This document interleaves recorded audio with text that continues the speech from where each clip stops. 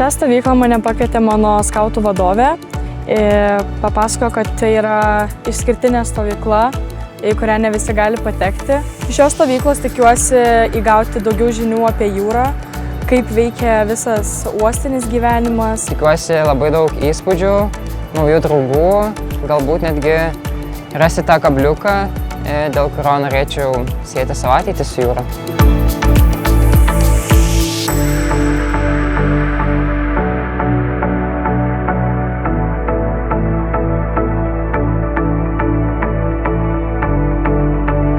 Šiaip įspūdžių tai kaip šiandien dienai tai tikrai labai daug ir su laivais praplaukėm, labai patiko, ypatingai tas valsas ant vandens.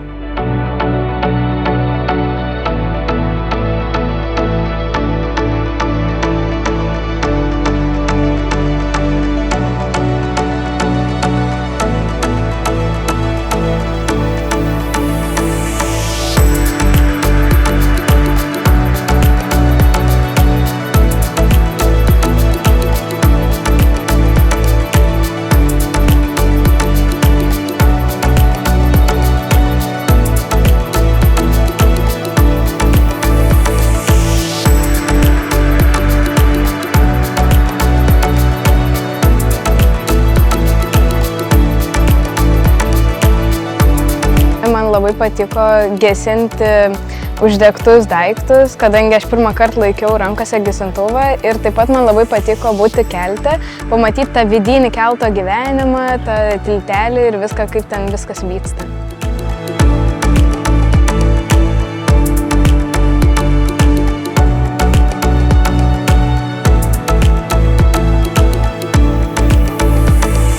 Turėjau galimybę pažinti šį nuostabų miestą Klaipėdą.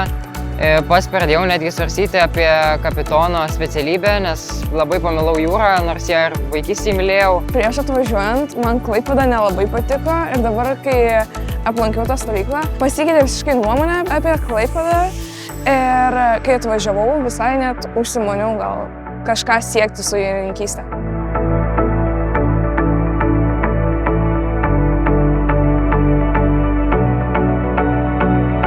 Kai tik atvažiuoju į stovyklą, kažkaip nesitikėjau tiek daug ir dabar pabaigoje stovyklos jau esu pilnai apsisprendus, kad įstočiau į Lindenau profesinę mokyklą.